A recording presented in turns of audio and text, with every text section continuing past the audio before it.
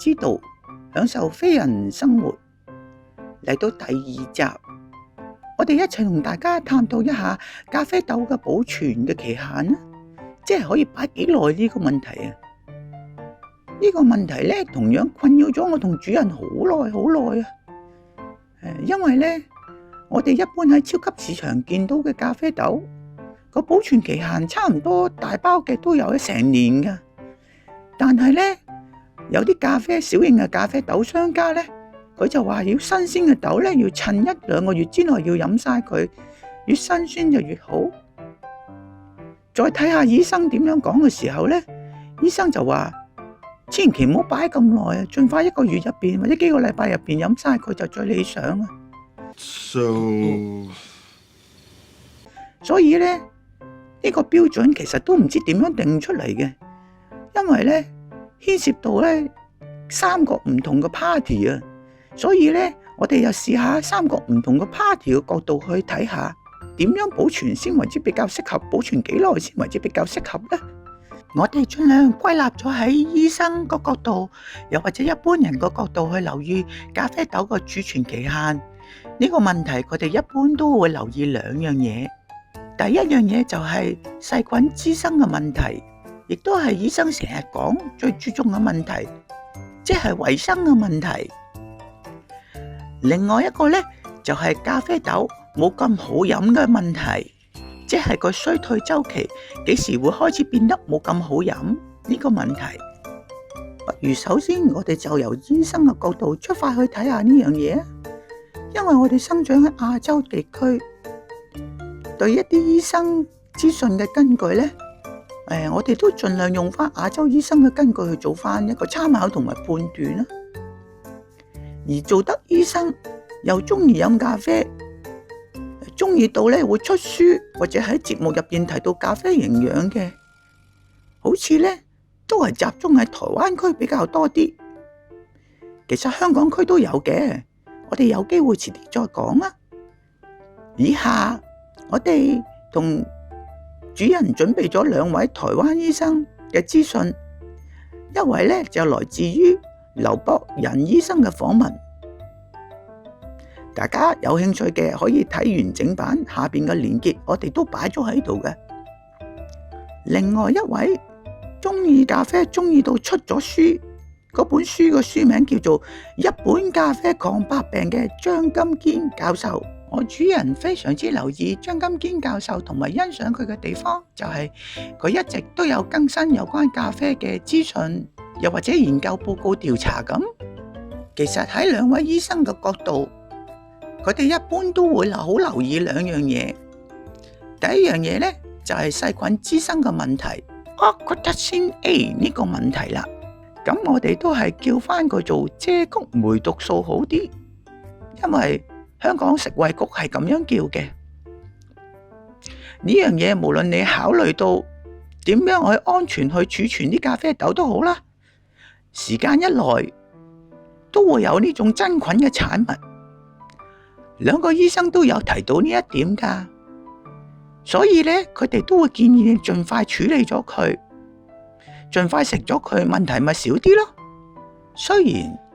一般咖啡師或者烘焙咖啡嘅人都會叫你要釀豆1至2個星期先好飲，咁樣個風味會好啲，但係醫生咧就唔會理你呢樣嘢嘅。總之唔理啦，你整體儲存嘅時間唔好超過6個星期，咁樣咧就最為理想啦。而當你製作咗 cold brew 呢啲即成嘅飲品之後，佢哋仲會建議你最好喺24小時之內飲晒佢。呢個係有關劉博仁醫生喺一個電視訪談入邊去提及到嘅。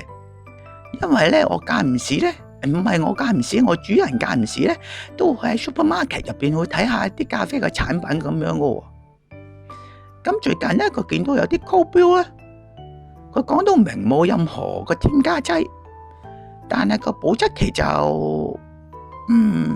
出奇咁可以好耐。至於點解呢樣嘢咧，可能係極度嘅商業秘密嚟嘅。不過喺呢個咁尷尬嘅角度嚟睇，我哋都要客觀啲去睇翻個事實。有整高標飲嘅人，可能就會明白，當你整咗一個咖啡嘅成品，你會唔會喺冇添加嘅情況之下擺喺雪櫃半年，然之後攞返出嚟飲啊？ You kidding me？ 呢個就係我最大個疑問啦。但係喺咖啡商家同埋咖啡農家嚟講，呢個角度嚟講，遮谷酶毒素 Oxidation A 呢樣嘢唔單單存在喺咖啡嘅成品上邊，其實由生產嘅最開頭，即係生豆處理個過程到運輸，喺期間所有嘅保存嘅方法加埋烘焙嘅手法都可以遺留有呢個問題。個問題亦都會增加呢個毛菌存在嘅風險，所以一般大型嘅豆商都會喺後期製作方面去盡力去消除呢個問題，例如提高烘焙嘅溫度，盡量希望用溫度去殺咗呢種菌。第二係希望用食物安全氮氣沖洗嘅咖啡豆填充袋去延長佢保存嘅期限，即係用一啲惰性嘅氣體去令到佢氧化嘅時間變慢咗，代謝嘅時間都變慢咗，所以先可以見到我哋一般見到咁長保存期限嘅食用豆。但係大家需要留意嘅一樣嘢就係呢啲咁長食用期限嘅豆，其實係冇一個保存嘅根據或者保質嘅根據㗎。所以大家喺開咗封之後個保存都係好緊要嘅，同埋盡快處理咗佢呢就最理想啦。最後就當然喺一般用家嘅角度，包括咗自己少少啦咁樣啦。我哋 Enjoy Coffee 都有自己生產少少咖啡豆噶嘛。咁我哋喺呢個角度去睇呢件事嘅話，喺香港咁嘅天氣，當你幾包大嘅咖啡生豆買咗返嚟嘅時候，如果未即時做出所有嘅咖啡豆嘅烘焙，就咁掉咗，連埋個麻包袋掉咗喺側邊嘅話，唔盡快處理呢，就一定好快都會出事噶啦。因為香港嘅天氣又暖又潮濕，所以我哋一般返到嚟嘅生豆都會盡量過咗篩，然之後獨立真空儲存咗佢，擺咗喺度先。當發現真空包裝出現疏氣嘅時候，咁就可能代表有細菌喺入邊透緊氣或者微生物啦，咁就要盡快處理咗佢咯。其實烘豆嘅手法再加埋而家科學嘅數據，其實都好容易用溫度將呢種菌殺死或者減少到最低嘅存活率。但係太過留意溫度去做烘焙嘅話，當你消除咗遮谷酶毒素呢樣嘢，亦都會有機會喺高溫嘅過程生成另外一樣嘢，叫做丙烯酸胺 acrylamide 呢樣嘢。呢個問題又係好燒腦噶啦，到底呢有冇方法可以避免呢兩樣嘢嘅同時產生呢？我哋會擺喺第8集同大家一齊探討下。至於第二樣嘢，提及到風味同埋養分嘅退化嘅問題，佢就有特別提及到氯原酸呢種抗氧化物。氯原酸呢種抗氧化物係會隨住時間嘅推移，會逐漸被分解同埋降解嘅，所以擺得耐呢就越嚟越冇營養。咁醫生呢一般都定義營養價值高嘅時候就盡快去食咗佢，呢個係佢哋個考慮嘅準則。如果將抗氧化物氯原酸流失去比喻成被氧化呢個問題去睇，醫生都特別有提及到，你保存咖啡豆最好嘅方法就係千祈唔好磨碎佢，即係原豆咁保存。亦都唔難理解嘅就係，當你磨開咗咖啡豆嘅時候，佢接觸空氣嘅面積就會大咗好多，被氧化嘅情況呢就會加劇咗，所以呢種抗氧化物流失嘅速度呢就會相比起原豆嘅時候呢就快咗，所以呢點大家都要特別要留意下。Yes, science。至於我哋點樣睇抗氧化物衰退或者被降解呢個問題，因為我哋唔係啲咩專業嘅科學家，但係喺炒豆嘅過程，你會發現咗咖啡豆會由細粒變到好大粒，喺本身包住喺出邊嗰陣皮叫做銀皮嘅嘢，會好似爆衫咁爆開咗，即係好明顯你見到咖啡嘅本體嘅結構已經被破壞咗，佢變到光脫脫咁樣。咁所以好多人呢就會攞一啲好靚嘅袋或者 container 去儲存佢，俾件靚衫佢着，包住佢咁解。但係無論你件衫幾靚，包得幾好都好，一件食物煮熟咗就係煮熟咗，無論你用咩方法去包佢，去真空保存佢都好。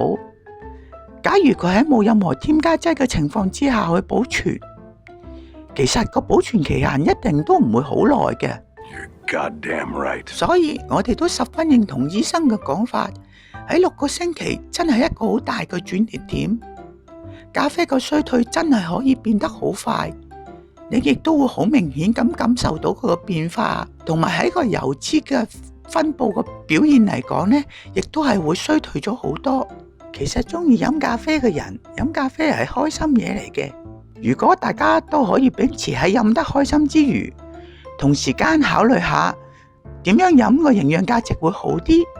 呢個我諗就係喺香港最理想嘅非人之道，享受非人生活。希望大家都可以揾到自己又開心又健康又有營養價值嘅飲咖啡嘅方法啦。下一集我哋會同大家一齊探討下咖啡嘅包裝袋，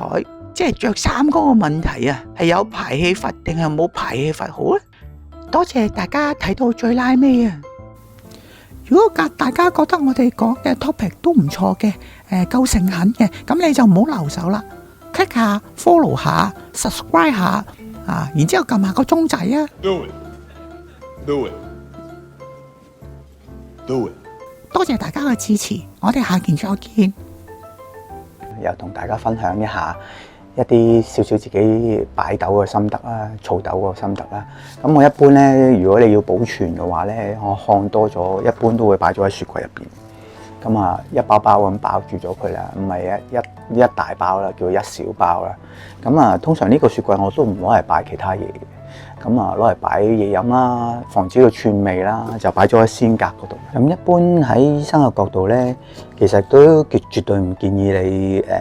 去用雪櫃去儲存豆嘅，因為咧咖啡豆喺烘焙嘅過程咧就處於一個叫做完全脫咗水嘅狀態啦。咁大家都知道，食物如果脫咗水之後咧，咁啊喺保存方面咧就冇咁容易去滋生細菌啦。咁樣係已經係一個好好嘅保存方法嚟嘅。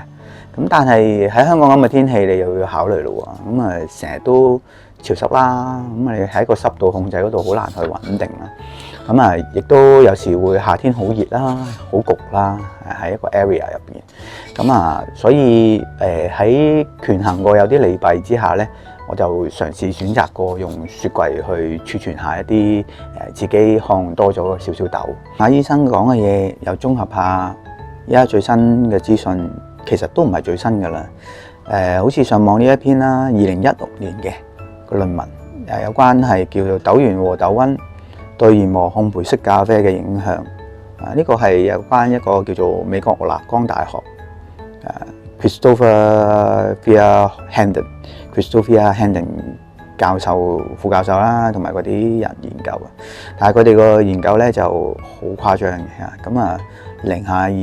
常溫20度啦，零下19度啦，用乾冰零下79度啦，液氮零下196度，咁樣去儲存啲豆。咁啊當然佢個結果出嚟就係一啲即係研磨粒徑嘅分佈，即係冇咁多細粉咁又對個萃取影響冇咁大。咁啊，當然我哋一般人睇呢啲咁嘅嘢，睇到最拉尾就睇最拉尾嗰一兩句就已經夠啦。咁啊，日常佢都講日常個豆，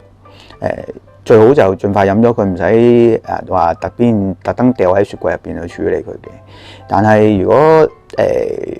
一啲比較即係珍貴嘅品種啦，即係可能比較貴啲嘅豆啦，極品少少嘅啦，咁佢就會建議你可以分小包保存，掉喺啲雪櫃入邊，即係一次一份咁樣。咁啊飲嘅時候攞出嚟沖一包，都會令到你有啲經驗噶啦，即係可能個咖啡風味咁樣嚇。咁啊唔需要話用啲咩高科技嘅嘢去儲存佢。咁啊，其實醫生都唔反對呢個理論嘅，小包獨立儲存嚇。咁但係當然喺文章嚟講，呢啲論文嚟講，佢係完全係唔會理醫生嘅建議嘅，即係唔會睇啲含菌啊，佢純粹係睇風味嘅啫。咁喺醫生嘅立場嚟講咧，佢就唔係完全睇風味嘅，係睇一個叫做